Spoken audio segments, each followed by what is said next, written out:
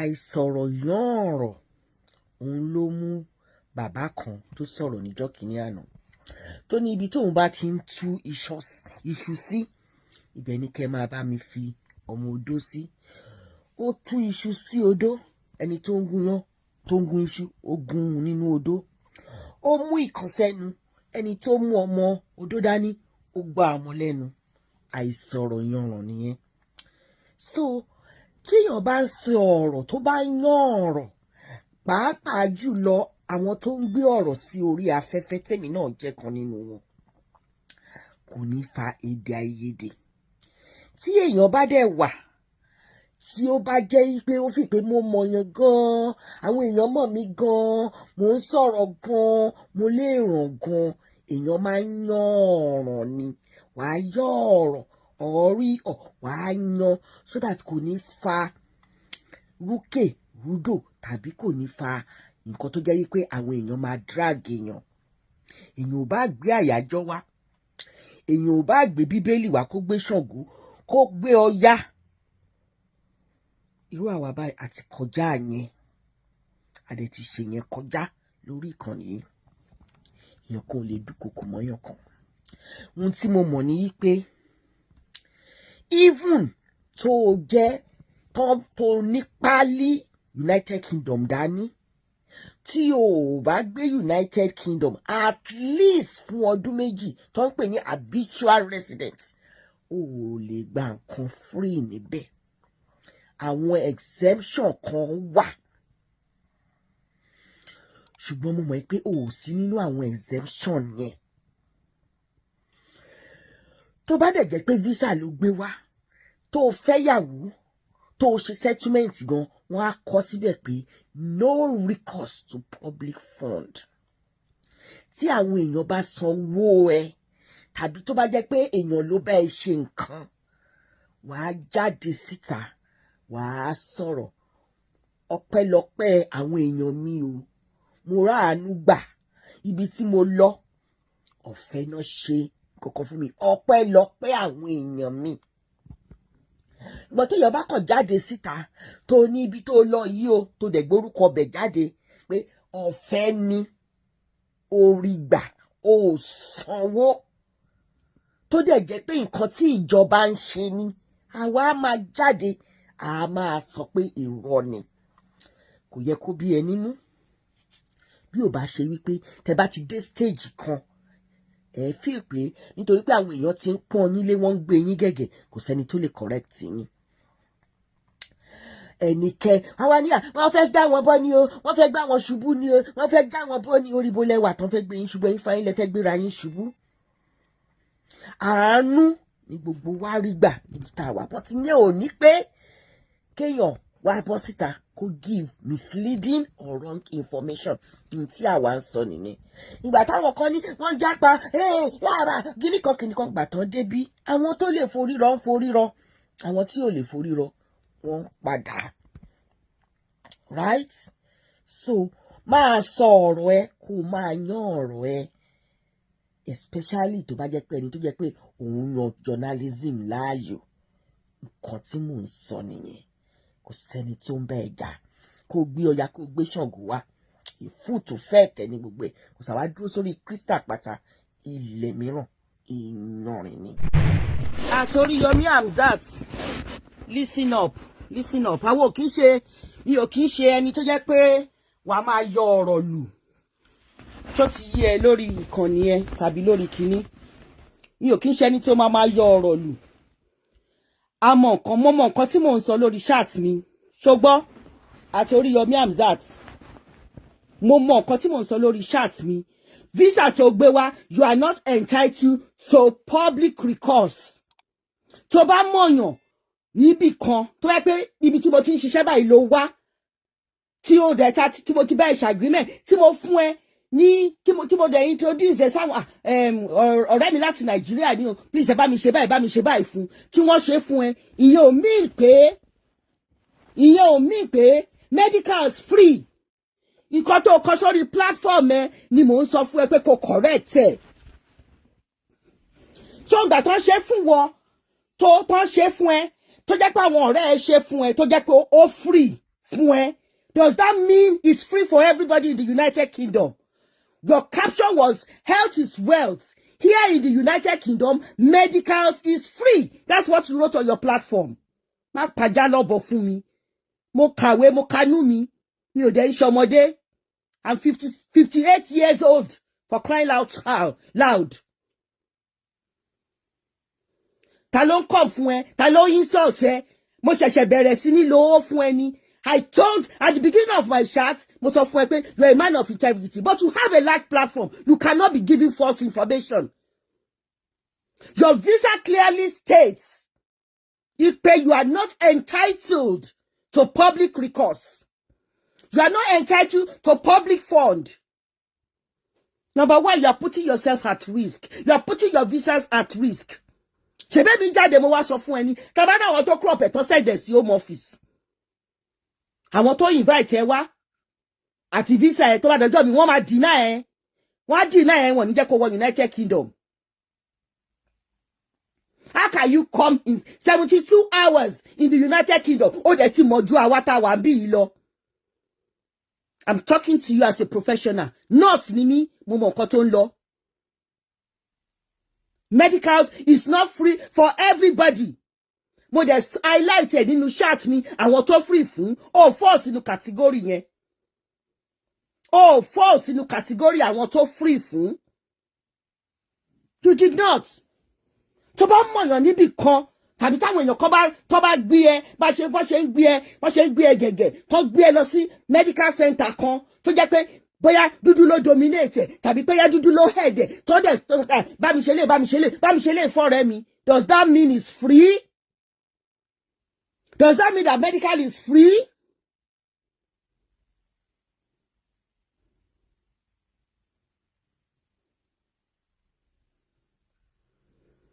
Eh? Does that mean that medical is free? You said it yourself. Only come fún ẹ. Only come fún ẹ. Ta ni ẹ́? You could go. Ṣé o jẹ́ gẹ́gẹ́ bí president in Nigeria? Ta ni ẹ́? Mo ṣẹ̀ṣẹ̀ wá come fún ẹ nsìn ni. Tó bá pọ́n yín lé. Rí jẹ́ pé kéèyàn kó pọ́n yín lé dáadáa. Ta ló come fún ẹ? So tí wọ́n bá rí gbà lọ́fẹ̀ẹ́, so wá ní ó jẹ́ nǹkan tó jọ́fẹ̀ẹ́ fún everybody. Tí wọ́n bá rí gbà lọ́fẹ̀ẹ́ Oriyomi Hamzat.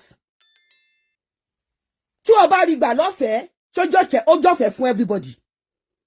How soon lẹ bá ń gbàgbé gbogbo nǹkan? How soon? Táyé bá yẹ wọ́n tó ìwà àbàjẹ́ náà ń wù. Òun ló mú elépè tí àkọ́kọ́ tó fẹ́ fara aya ẹ̀ bòrò. A pè ká ìta ọ̀dá, apòrò oró mi tìtì. You came to the United Kingdom not barely 72 hours. You're giving wrong information. We tried to correct you. You have the audacity to come to my page and said I shouldn't come for you. Who the hell do you think you are?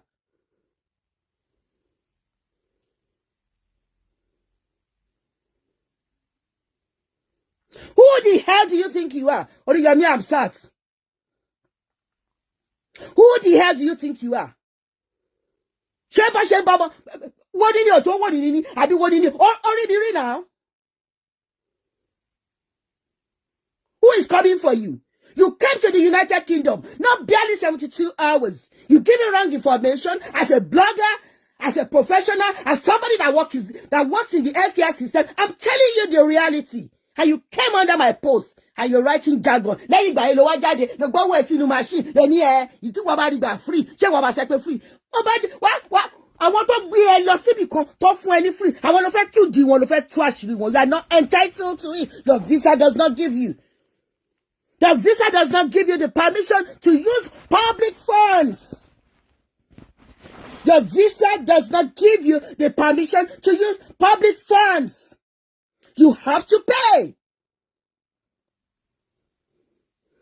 Kíbo ní health ti free ní United Kingdom. Àwa tá ń ṣiṣẹ́ lójú méjèèjì, à ń sanwó health. Mo sọ àwọn tó free fún, àwọn tó lóyún, àwọn ọmọ kékeré tó wà under 5 years old, àwọn tó ní cancer, àwọn tí wọ́n ní diabetes, àwọn tó ní hyperthyroidism, àwọn tó ní mental health. tó wà very very critical. Àwọn ló free fún.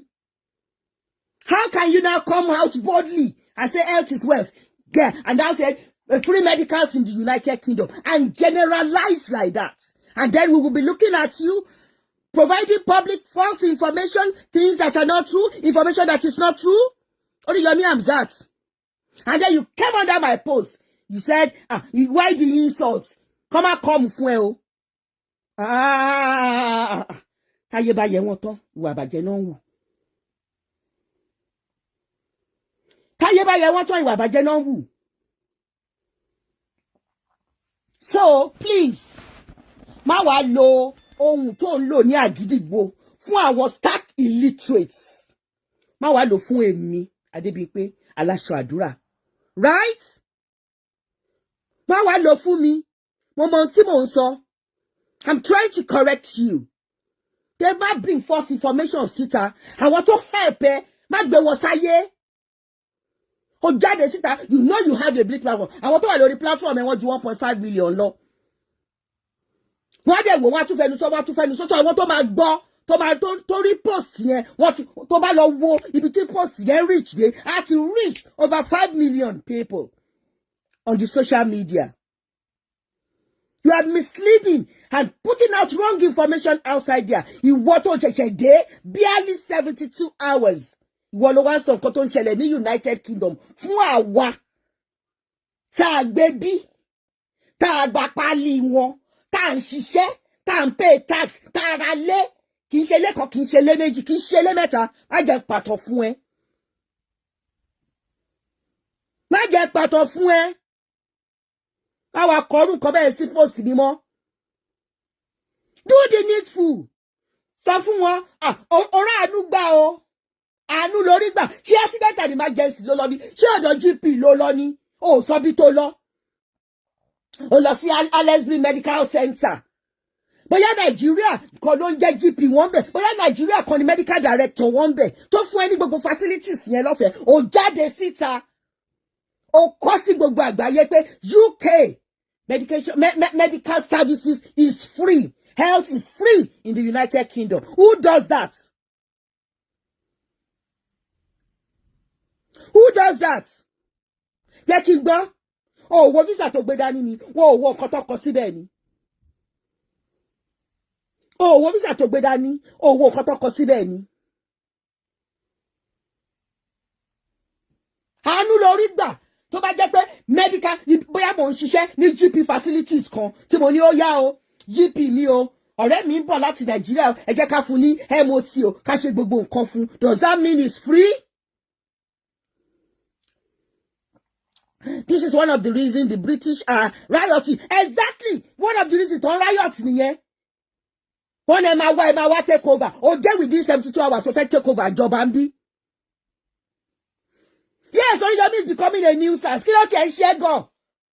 Ìwọ nìkan ni wọ́n kọ́ máa sọ̀rọ̀ ni. Bàbá ẹ̀ sọ̀rọ̀ jù yẹn lọ náà. Ìgbéraga ò gbé bàbá wọ̀ náà. Ìgbéraga ti fẹ́ máa gbé ẹ wọ̀. Tó bá sọ̀rọ̀ fún kò ní wo ọ̀rọ̀ yẹn jinlẹ̀. Á jáde síta bẹ̀rẹ̀ sí ní fọ́ǹbù. Má fọ́ǹbù débí. Bimpe ló ń bá ẹ sọ̀rọ̀. Má fọ́ǹbù débí. Ẹ̀ ń tú gèlè lórí mi. Má fọ́ǹbù débí. À ń sọ nǹkan fún ẹ.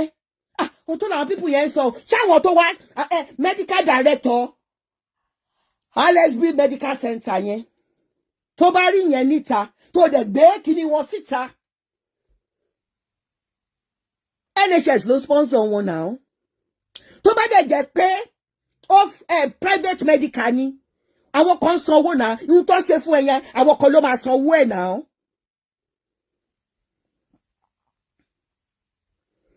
Àwọn kan ló máa sanwó ẹ̀ náà sórí sìn. Wọ́n ti ń gbé Alasoadura Medical Center. Wọ́n ti ń gbé wọn sáré. Ó wá Sunday post mi. Ó wá kọ, don't come for me o. Don't come for me. Ṣó wá máa purọ́ ni. Nígbà tí wọ́n gbowó lọ́wọ́ ṣó wọ́n á ṣe kí wọ́n gbowó lọ. It's different. N tó gbé síta lórí wọ́ọ̀lẹ̀. Ó yàtọ̀ sí n tó sọ lẹ́nu. Tó bá mọ̀. Ẹ bá mi dúpẹ́ lọ́wọ́ Ọlọ́run o. Mo lọ sí Alasoadura Medical Center o. Àwọn tí wọ́n mọ̀ mí níbẹ̀ wọ́n ṣe free medical fún mi. That is it. You will not generalize that United Kingdom has free medical facilities. Wọ́n ṣe fún ẹ lọ́fẹ̀ẹ́ àánú lórí gbà. Àánú lórí gbà. So tó bá yẹ pé àwọn kan ra ticket, àwọn kan ló san owó ticket ẹ̀yẹ wa máa sọ that means pé wà bọ́ sí àpẹ́ ọ̀fẹ́ ni wọ́n wọ plane dé United Kingdom o. Exactly nǹkan tó ṣe nìyẹn. Àwa là ń sanwó ẹ̀. Visa tó gbé dání sọ pé kò free fún ẹ. So why do you come out and say it's free? Barely 72 hours in the United Kingdom, you are giving out false information. You are giving out false information. Èmi ò sí, I'm a true sayer. The fact pé mo rí ẹ rí, the fact pé mo rí ẹ rí, ìwọ lè má rántí mi mọ́. Mi ò ní pé kí má sọ ọ̀rọ̀ fún ẹ tàbí tí bá rí bí tó ti ń ṣe nǹkan tí ò dá kí má lè correct ẹ. You want to correct other people, you don't want other people to correct you. You cannot give out what you are dishing out. Oriyomi. Ó dẹ̀ bọ̀wọ̀ fágbà. Ewu ló wà lórí mi, mi de lùbọ́ sí o. Mi ò de lùbọ́ sí. Kékeré ló fi jà kọ bí mi lọ. Ṣó ti yí ẹ bẹ́ẹ̀ yẹn. Kékeré ló fi jà kọ bí mi lọ. Oriyomi, don't come and be saying that. Barely 72 hours in the United Kingdom, you are giving out wrong information. Take a platform, kéré bí platform mi ṣe mo lè fojú di. Mo lè má sọ̀rọ̀. But platform tóbi. Ọ̀rọ̀ ẹ dẹ̀ máa rìn.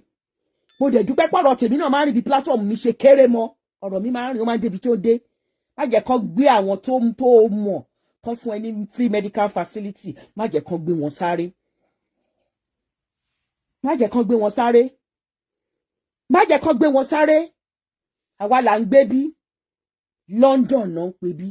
Bẹ́ ṣe máa ń sọ. London náà ń pè bí. Kì í ṣe Nàìjíríà tẹ́tí ń fi ọ̀rọ̀ kó wọn lómi ọbẹ̀ jẹ. You dish out to people you don't want. You teach people. You educate people. Education is power. Information is power. I'm telling you the information. Oh, fegba. Oh, you brikiti. And why the insults? Ta ni ẹ tó insult ye. Go tó bá fẹ́ insult ye. Tó bá rí mi ó bá dọ̀bálẹ̀ ni. Lóde. Bọ́mọ Yorùbá ni ẹ. Ta ló insult ye. Ṣé mi ni mo insult ye. Lórí pé à ń sọ nǹkan tó ń ṣẹlẹ̀ ní ìlú táwa wà fún ẹ. Wọ́n ń jà ara nǹkan tó ṣì kọ síbẹ̀ yẹn ó sì ń fa ìjà lọ́wọ́lọ́wọ́ báyìí. Ó report yẹn o. Ó report yẹn. Tẹ̀bádọ́ ẹ máa sọ pé ìlú tó túbà tó túṣẹ́ wọ́n ìjà wọ́n ìṣe kankan wọ́n ń jà bí wọ́n gúnra wọn lọ́bẹ̀ wọ́n wọlé wọ́n fi mọ́tò ọmọkùnrin tí wọ́n jó kọ́mọ̀ pé health assistant ni wọ́n lọ sílẹ̀ wọ́n jó mọ́tò ẹ̀ ẹ̀rí yẹn sọ. Kí Oriyomi wá kọ́ sórí platform tèmi wípé kébì máa come fún òun. Wọ́n come fún ènìyàn bí àwọn educate ẹ. Á jẹ́ kí n bínú sí ẹ. Á jẹ́ kí n bínú sí ẹ. Obìnrin àtẹ̀yìntọ̀ ni mí o. Àtẹ̀yìntọ̀. Má jẹ́ n bínú sí ẹ. Mi rò pé mo insult ẹ lórí platform mi. Mo educate ẹ ni. And you are a journalist, a seasoned journalist. You should be bringing out and putting out information that are palatable, that won't be to your own detriment. You shouldn't be putting it there. You shouldn't be putting it there. Only come for a fracas, you are into fracas. You are. Talumba we come for. Talumba we come for. Many GPs, no one platform me. It's a professional platform. Níbi tí tó pé èmi náà ló mọ̀ níbi tí mo ti ń ṣiṣẹ́. Má mú ẹ lọ bọ́gà mi. Èèyàn mi ní láti Nàìjíríà ẹ jẹ́ ká fún ní gbogbo àwọn nǹkan tó wà níbi bíbá tá mọ̀ pé a lè fún. So tá bá fún ẹ tán tá gbowó lọ́wọ́ ẹ. Does that mean it's free? Àánú lórí gbà. Does that mean it's free? I'm asking you a question. Don't come and be writing rubbish on my Má tún gbé lálẹ́ lọ sórí TikTok. When we talk intelligently, listen up intelligently. Oriyomi Hamzat. Èmi ò ń ṣe àwọn ìyá níbodè, ìyá nísàlẹ̀ rẹ̀rẹ̀ nǹkankan tó máa ń kẹjọ wá sọ́dọ̀ ẹ o. Tó máa ń jágbe mọ́ tàbí tó máa ń gbẹnu sí mic. Lọ́dọ̀ tèmi bí báyìí wọ́n máa ń gbẹnu sí mic náà ni. Ṣùgbọ́n lọ wo show yẹn láti bẹ̀rẹ̀. So gbà tí wọ́n ò sanwó yẹn, ó mean pay is free for everybody. Jẹ́ kí gbé caption ẹ jáde tó bá ti pull ẹ̀ down.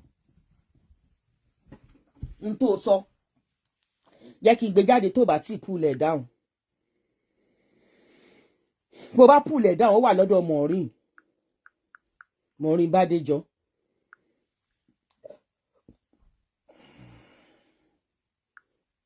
Tó bá ti change. Kí ló dé? Barely 72 hours. O de tí wá fẹ́ sọ̀rọ̀ ẹ̀dọ̀ Ọlọ́run wá ń bí. O fẹ́ sọ̀rọ̀ ẹ̀dọ̀ Ọlọ́run wá ń bí. Ìwọ ló ask fún o. O ask fún ni. You ask for it. You ask for it. And I'm gonna give it to you. I'm gonna give it to you the way you ask for it. Don't come and be doing that jagba lọ́dọ̀ mi.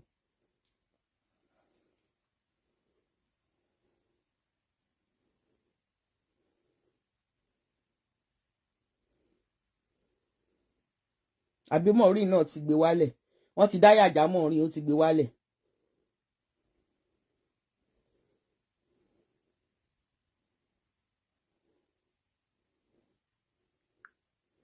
Mbo. Suzy rating. Suzy.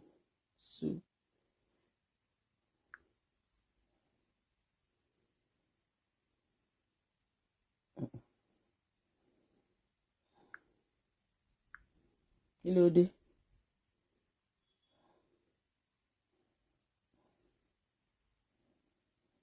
Yẹn bẹ́ẹ̀ wá bó ṣe kọ́. Ìyẹn ni mo fi ń ṣe show yẹn, mo ṣe ń wá ń bò mí.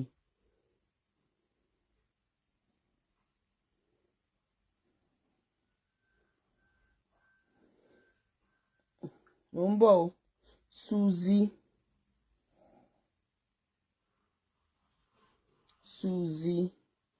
smile.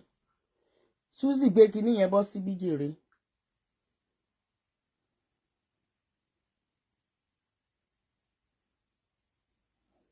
Ara nǹkan tó sì ń jà sí nìyẹn. Even Suzy ó ní nǹkan tó kọ síbẹ̀ ní. Health is wealth. Here, I don't need to pay a dime before I get medical attention. God is good. What does that imply? What does that imply? What does that imply? It means health is wealth. Here, I don't need to pay a dime before I get medical attention. If you don't pay a dime before you get medical attention, nobody will ask you for money, but you will beat it in the post. That does not mean it's free. That does not mean it's free. That does not mean it is free. That does not mean it is free. Tó bá lọ sí accident and emergency, wọ́n á treat here. But that does not mean it is free. That does not mean it is free. Wọ́n lójú àánú ni. Àwọn ò kì í béèrè owó ń bí kó tó treat èèyàn. N tó máa sọ nìyẹn. Wọ́n bá kọ síbẹ̀ pé they don't ask for money first before you get treated for medical services. That might be true. But you don't need to pay a dime. You don't need to pay a dime. It's different. That English is incorrect. Àánú lórí gbà. I don't need to pay a dime before I get medical attention. Ṣọ́ oògùn tó fún ẹ, wọ́n fún ẹ lóògùn náà lọ́fẹ̀ẹ́. Ṣọ́ fún ẹ lóògùn náà lọ́fẹ̀ẹ́. Ṣé wọ́n fún ẹ lóògùn lọ́fẹ̀ẹ́? Barely 72 hours and you are changing the narrative. The narrative is clear. Health. Yes, in Ireland they will send it to your address. Before that was sick pé o mọ̀yàn. You cannot come to this country 72 hours code any NHS number to ma fi gba medical kini. Àánú lórí gbà. Àánú òun lórí gbà. But for you to come under my post and say, don't come for me, yo. Don't come for me. That's fracas language. Definitely, I will. Definitely, I will jump up.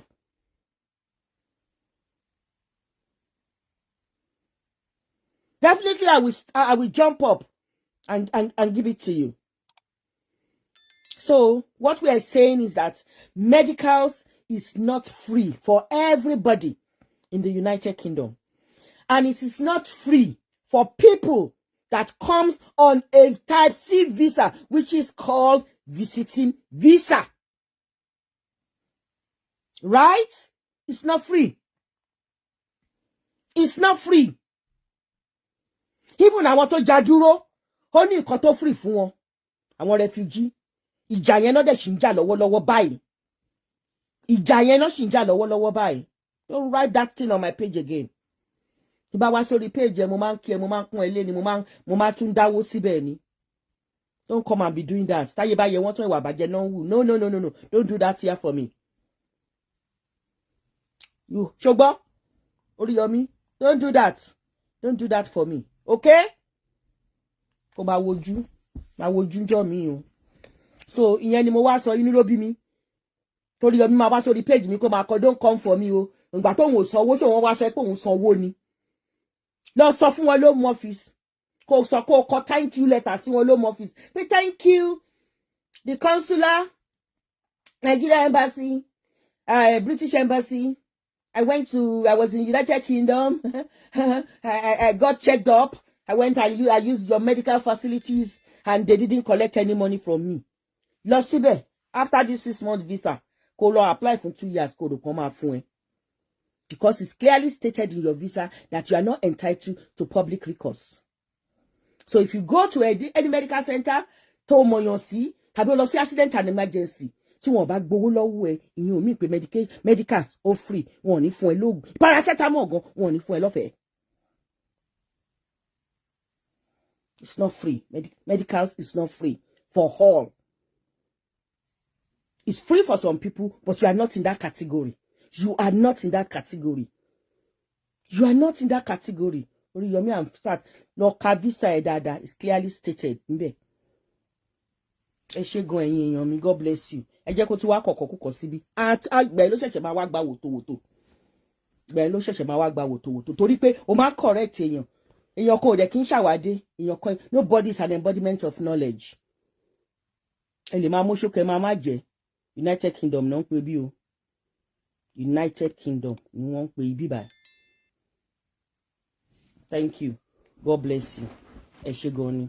Tó bá tún ti kọ nǹkan máa jẹ́ kẹ́ gbọ́. Ẹ lọ sórí previous page tí mo sọ kẹ́ lọ handwriting Oriyomi ńbẹ̀. Ó ti wá kọ ó tún show another updates. Gbà tí wọ́n gbowó lọ́wọ́ òun ṣé wọ́n wá ṣe kí wọ́n gbowó lọ́wọ́ òun ni.